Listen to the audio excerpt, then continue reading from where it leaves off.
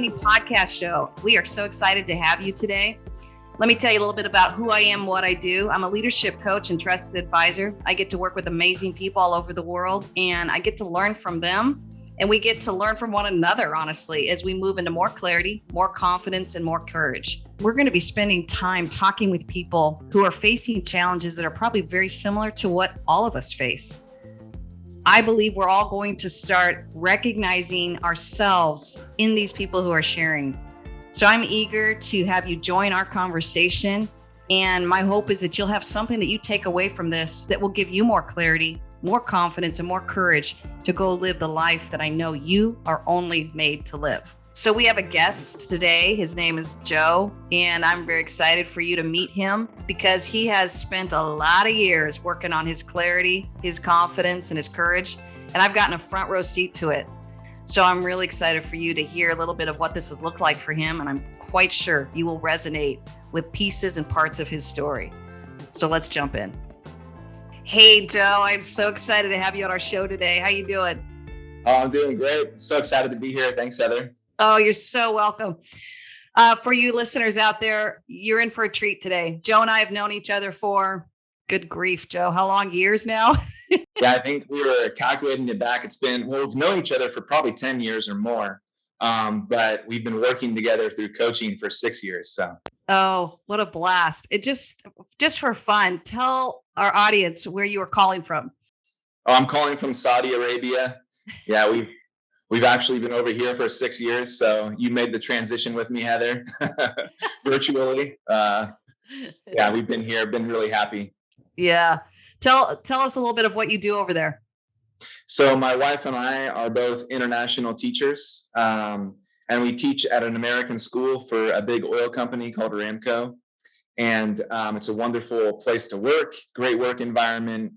And we live basically in like a 1950s suburb where the kids rule the roost and they can just ride their bikes anywhere. And I love it. The school's like the center of the town. So everything we do really feeds into the community, and we really are just kind of like that lifeline. Oh, how fun. Yeah, it's exciting. Yeah, and you've worked as an international educator several places too, right? Where else have you worked? Yeah, we've worked in Hawaii, Egypt, and then now Saudi Arabia has been our longest stay. So it's been a while. Yeah. I think I've been with you in, I think all those places. I think we started in Hawaii, then we moved to Egypt together, and then we moved to Saudi together. Yeah. Totally. We've been through a lot of the transitions and growth through everything. I remember. Yeah. Yeah. So let's start there, Joe. I mean, clearly, you called me from Hawaii and we're moving, and then I remember a lot of intensity in Egypt, and I was like, oh, please get out of Egypt, because I remember the bombs going off at that time. There was some civil unrest. Yeah. So why don't you take us back to why you called me, where we started working together, and we'll kind of start there. Yeah, I think the first conversation I had with you, at first, Sammy, my wife, she started working with you over the years and months in Egypt, more intensely. I think in Hawaii, we got connected, and then in Egypt, it really took off. And then I was kind of in a place where I was like, okay, do I want coaching? Do I need coaching? What can it do for me? And everything. And then we started really connecting toward the end of our time in Egypt, when we were making that transition as a family. And I think that through a few conversations with you, you were really instrumental in helping us to move forward towards Saudi Arabia. And yeah, so I think that's where we started. And then when I hit Saudi Arabia, we kind of hit the ground running, and I went into it with what I wanted out of the relationship and the coaching. And we've kind of taken off from there. Yeah. I know we've had so many conversations, so I'm going to ask a challenging question. Sure.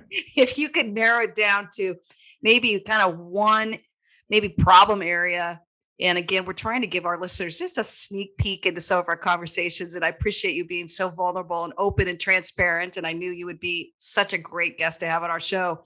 But give our listeners just kind of an idea of what brought you into coaching and I think how you move through that challenge. Yeah. Kind of start there. Yeah, sure. So I think what really inspired me to want to be coached by you was your faith and how strong it was. And that really inspired me to connect with you and gave me a lot of just respect. Mm. And when you let a coach into your life, you're really letting them into your heart and into your mind and what you believe and what you think. And so for me, that those were the check marks. Do I respect the person that's going to pour into me, and do I respect their faith background with how they live their life with integrity? Mm. And you taught me in college, and then we picked up with coaching, and I just had a lot of respect for you, and that's what really inspired me. I had no idea how much ground we would cover, and how much I would grow through the experience, but it's been phenomenal and life changing for me. Um, so if I could narrow it down, I think what coaching does is it helps you trust your inner voice. Mm. It helps you trust that what you have is a gift to the world, and it's what people need. And I think one thing I was thinking about was your book is different than any other book, because I'm going to just jump right into that. Go ahead. I'll take Yeah, the plug.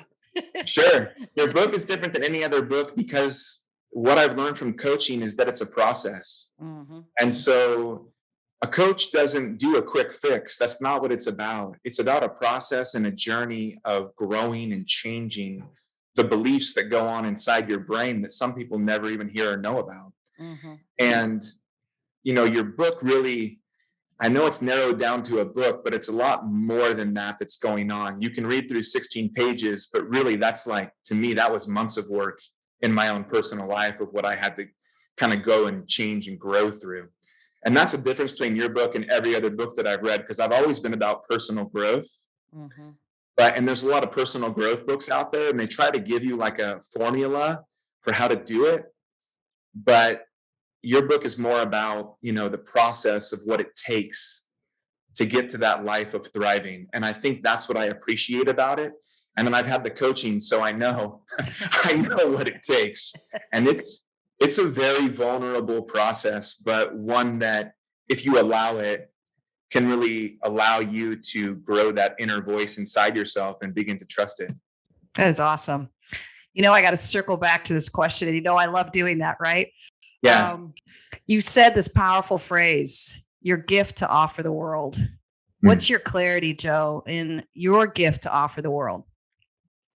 Yeah, I think that my gift is encouragement, being a person who sees connections between all people, all people and all things.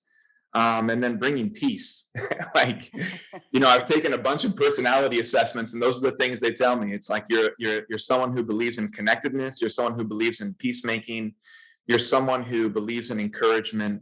And I think the ultimate thing is believing in the person that I'm working with. I've chosen a profession to work with students and to work with teachers, and I believe in the ability of them to live the life that they want to live. And, that's what's been so inspiring through this whole coaching experience is as I've gotten to live the life that I thought was unreachable, I'm able to kind of give that away. And it's such a beautiful thing to be able to have that. And that's given me a lot of confidence in what I do. That's awesome.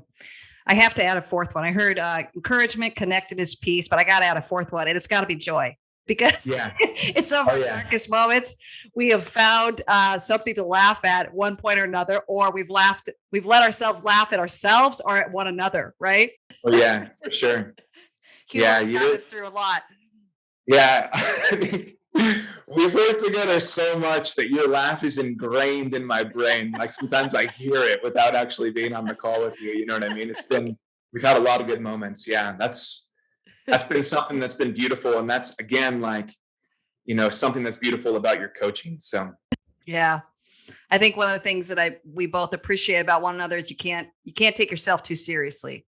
Oh yeah, definitely. Oh my goodness. Hasn't that been a work? And you know me, like perfectionist standards and all kinds of things I used to put on myself. And now it's like making that space for grace and for, you know, the ability to be imperfect and to be okay with that and like be more gentle and empathetic to yourself. Yeah. Sometimes it's so easy to give those gifts away to other people, but it's hard to do it for yourself. And so I think that's been a huge landmark in my growth personally, for sure. Yeah. So let me circle back around with these gifts because they are such a gift to offer the world. And I love, I've seen your confidence grow. Once you get clarity on what your gifts are, and then you get confidence to actually show up with your gifts, right? And then you get Yep. to actually take the risks that you need to take. So Yeah. one of the things I've really walked with you a lot in your coaching and with everybody is once we identify the gifts, man, we zero in on what might be blocking those gifts. Hmm. So give us a little couple thoughts on that of what are some things that have blocked your peace? What are some things that have blocked your ability to encourage one another, even your joy and your connectedness? Yeah, I know. I know this. So things that really block you, if I could make it really simple for everyone, is simply we have in our brain true beliefs that are going on. Those are Mhm. things that bring us freedom, bring us joy, help us move forward in life toward the goals that we want to achieve. And then we have these like false beliefs that float around in our brain. And sometimes we say them without even recognizing them. And that's been one thing that's been very instrumental through actual coaching sessions with you is that when I tell you my story of what's going on week to week, you're able to clarify and help me see, is there a true belief in there? Is there a false belief in there? And how that might be stopping me.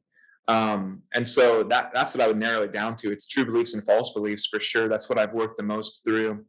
And for me, I think the best way to describe this is I was thinking about a false belief that I have, and I wanted to just present it to you uh, live and see what your feedback would be. So as I'm telling you my story when we spoke last time, my situation, but just to narrow it down again is when I was growing up, I had an authoritarian father and I felt I always had to be perfect.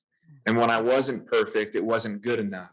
Mhm. And then that became the voice that I started to hear um, and kind of put onto and push on to other leaders in my life.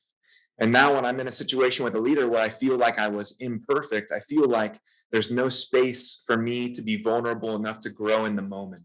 Mm. And so the false belief there is, I have to be perfect in front of my leadership all the time. And if I'm not, then I'm blowing it. So what would be a reframing that you would say, in as a coach, how can I reframe that to give myself that grace space in those moments when I'm in live action with my leadership? That's an awesome question, and I'm going to hand it back to you Yeah. because I want your inner wisdom to come out, and I want you to feel the confidence of that. How would you reframe it? Yeah, I think the beginning thing that's the most powerful is owning it.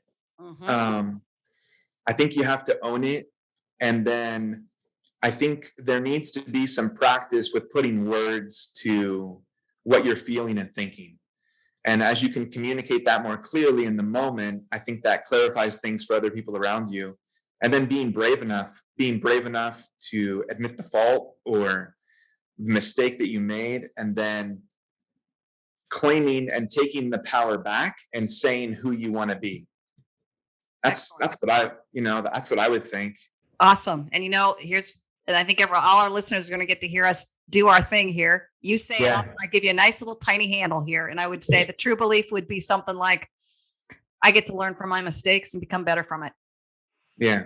In So front of then, anybody. Yeah. yeah, then it counteracts that false belief of I have to be perfect in front of my leadership and get it right, or I am failing and disappointing. And Hmm. that's a typical false belief I hear from so many people. My goal is to not only help you identify the false belief, but then to really step into that space that says, wait a minute, I get to choose my mindset here. And I think what I get to do well is I just give you the tight little handle. Sometimes people will talk and talk and talk, and I go, oh, here's what I'm hearing is the true belief. You get to learn from your mistakes. And I am thinking of your last example, right? Where there was this pressure. You did misstep as a leader. Did you totally Mhm. fail or blow it? No. Did it feel like you failed or blow it? Yes, because you were Yeah. operating out of that false belief, right? That said, I got to be perfect for this leader. And I said, wait a minute. You don't have to be perfect for this leader. All you have to do is just say, oh, I'm learning from this and I'm on a steep learning curve because I'm doing something brand new for the first time. Right. Right. Yeah, that makes a lot of sense. But that's basically what we do. We work through those things. And I think the power of it is, again, is what you do all the time, which is you hand it back to me. And as I think through things, I get more clarity. And as I think through things, I claim those true beliefs over my personal brain and mind and heart. And then over time, that changes me and my mindset. And You I got it. think that's the gift, right? Because when your mindset is right, when your mindset is not right, but let's say healthy, when your mindset is healthy, you are able to do so much more and you're capable of so much more than any problem you could ever present to your coach or counselor for that matter. You know what I mean? Like anyone in your life that you're trying to work something through with. So I think that's the powerful thing, and that's what I've grown, and that would be my message to people is like the most powerful thing I've gotten out of our coaching is the trust I have with my inner voice. And now I'm at that point where I know what it takes to have clarity, right? You got to have rest. And what are the things that make you rest? Okay, for me, it could be worship songs, it could be journaling, it could be going on a walk in nature here. Those are the things that give my soul real rest, not watching the movie and avoiding things, but, you know, things that really make me feel that clarity and that creativity comes back and that curiosity for life. And then you move into those confidence things. And when you work through your true beliefs and you work through those on a daily basis, like you've taught me, takes 5 minutes a day for 3 months and you can renew your mind, you know what I mean? And the way you think about things. And now I'm kind of at the point where I start to recognize my true beliefs and my false beliefs. I'm practicing these things, and now I'm finally getting to the point of courage, where I'm starting to take these risks and thinking about and moving into and taking interviews for leadership positions, instead of just limiting myself and thinking just have to be a teacher my whole life. Maybe I have more to offer, and through leadership. And Yeah. so I feel like that's where I'm kind of at now. And that's kind of like where I'm at in the book too, is I've really taken my time in that middle section on confidence, that middle C. Um, and I'm just starting to bridge into that courage and what it takes. And now that I have that space of grace and I don't have to be perfect. And as you can hear, I'm still working through it. But now that I have that, it's like, okay, you might not be perfect, but you can reset and you can get back in the game faster, and then faster and faster and faster until it does get to that where you can do it in the moment. And I think that's the process. And Yes. those are the most powerful people that have ever impacted my life, or the most powerful moments are when leaders can like own up for what they did or didn't do, and then they change. And when you see someone change, man, that is so powerful in your life, you know? Yes. Which And of course I believing that have. people can grow and change is huge. Yes. And I have to link it back to, so that false belief is just going to keep blocking you because you're not even inspired by those people anyways that are trying to be Right. perfect, right? Right. Yeah, totally. Those of us who are just authentically showing up, messing up along the way, giving ourselves grace, giving each other grace, and actually learning from it, identifying false beliefs and true beliefs and getting better from it. How hard has it been? Well, let me put it this way. And this is totally unapologetically going to be a leading question. Yeah. But how hard is it to listen to your false beliefs versus your true beliefs? Hmm. Wow. That one's difficult. I think as human beings, if we're being honest with ourselves, those false beliefs, man, they come from childhood. They come from things throughout our life that just connected to the way we think. And, they stick with us. And it's amazing how sticky they are. I put it that way. Um, and moving into a true belief, here's what it feels like. It's too good to be true. Mhm. Like right when you have a true belief, the first thought that goes through your brain is, this has got to be too good to be true. And then part of you hopes right away, and you're like, but what if, what if it is true? And then you try it and you try it on and you're like, wow, this feels good. All of a sudden your energy comes back, your creativity comes back, your courage, your confidence, your clarity is free flowing, when you're walking in those. And then when you start to live them out long enough and you start to see the impact and the way they affect your life, I think that's when you start to believe. And then you're changed. You never go back. I would say. And I think that's one thing you've taught me, is to take those risks, because you got to be a risk taker in coaching. You can't sit stagnant. You got to move in and press into those true beliefs. And when you have a true one, again, it feels like it's too good to be true, but it's not really the case. You can live those out. And I think that should give people hope, because that proves within itself, not only is there neuroscience research, I'm no neuroscientist, but like your brain can be renewed. An old dog can learn new tricks. And like so much of that is coming out in the teaching world. As I'm reading every book about the brain and how it functions and how it works, you can always learn something new. And so I think that's the same for these true beliefs, except it's more powerful because it changes your heart, and it changes the way you actually feel about yourself.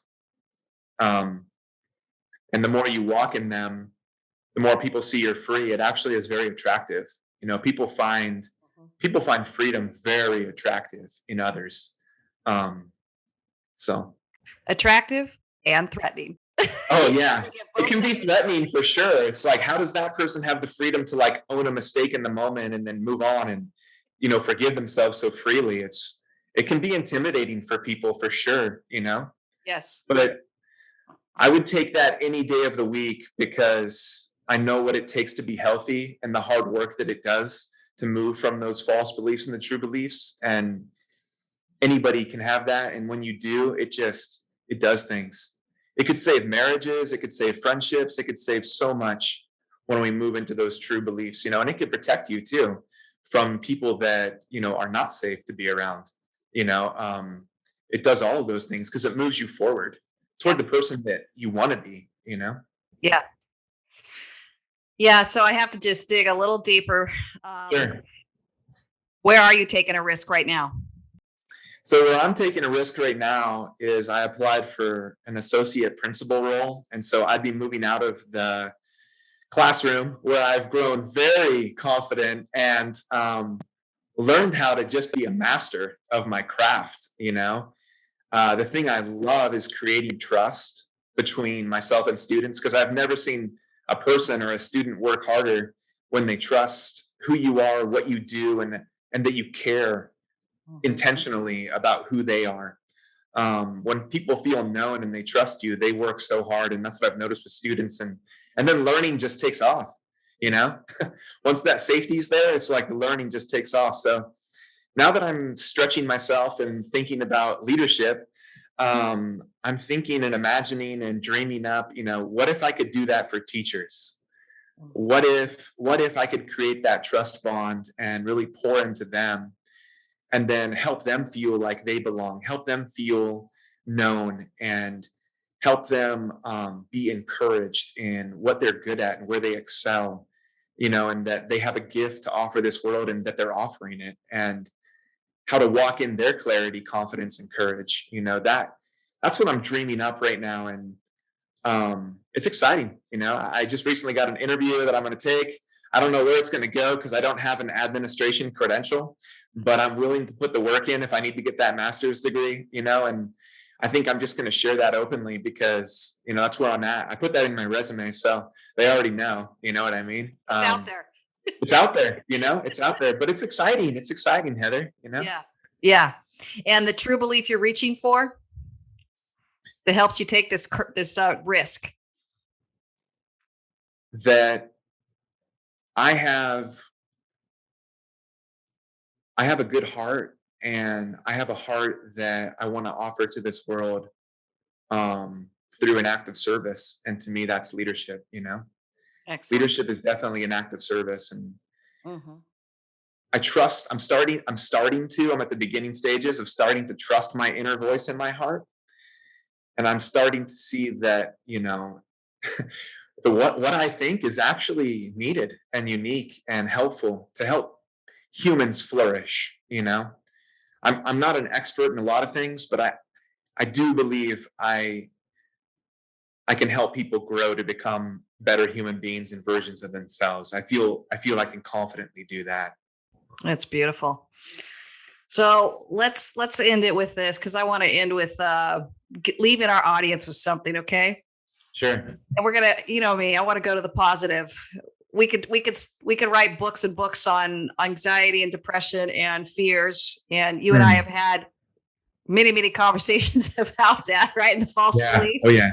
Oh We'll yeah. leave our audience with this one. What is it that you do that really helps you anchor into your true belief more than anything? Hmm. I think it's the commitment to stay in them daily and to let them really into my heart. I think we can say things in our mind sometimes, but never really let it into our heart. And I think that happens through repetition and through time and through believing and trusting. Mm. I think trusting, if you don't have the courage to trust, get a coach who can help you trust in those true beliefs. And then once you have the courage to trust on your own, then starting to speak them over your life really changes you. And when you stay with them long enough, you start to believe. And then you get to my point where you're like, all right, I'm going to take a risk. I'm going to go try to be an associate principal, see where it leads, and just go for it. So I think that's what it is staying in those true beliefs daily. And we're not perfect. We're not going to do it every day. Come on, let's be real. But when we need it, if we return to it, it'll be there for us. And taking the time to get clarity on those has been life changing. Mm, that's awesome. Well, Joe, it's been a pleasure for me. Sometimes I feel like it's a little selfish of me. I get coaching from you half the time because I just learn a ton about what it means. Probably half the book has some sort of relevance for you and probably the Oh conversation yeah. we had over the years, huh? You probably see yourself in a lot of those, huh? Oh my goodness. Oh yeah, for sure. You start to recognize it everywhere. Yeah. So thanks so much for joining us today. And again, it's always a pleasure. And I cannot wait for our next conversation. And I can't wait to see where your confidence is going to be taking you. And honestly, where your courage is going to be taking you. And honestly, whether you get the job or not is still the smaller story unfolding, right? The larger Yep. story is the fact that you're coming into your own and you're trusting that you get to offer this world peace, encouragement, connectedness. And I'm throwing in that fourth one, joy. Oh yeah. Thank you, Heather. It's always a joy to speak with you. You too. Take care, Joe. All right, you too. Bye-bye. So I'm really excited to let my listeners know that I've written a book, and this book is about 3C living. And what that means is clarity, confidence, and courage. Don't we all want a little bit more of that? This book is really a labor of love where I've collected so many amazing stories from around the world. All of us have a story to tell, and all of us can learn from one another. I wanted to share these with the hope that it will serve you in your life as you move into more clarity and more confidence and more courage. So my book is available now for pre-order. You can go to my website at heatherpenny.com. And I think what's kind of exciting about it, these next several weeks, that if you go ahead and do a pre-order now, we've got some great gifts that we want to give. And we've chosen these gifts from places that are ethically sourcing things in our world. So we are excited to give some of these gifts away, and we're excited to be supporting organizations and groups that are trying to move humanity forward. And we want to just honor those of you who are eager and jumping in to sign up now. So you can go to my website, heatherpenny.com.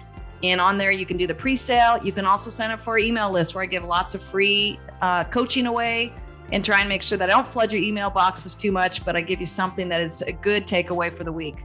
Thank you so much for your support and for listening today. I hope you've gained some insight, some new wisdom, or even just got affirmed on what you already know to be true so that you can move into more clarity, more confidence, and more courage in your own life. Take care, everyone.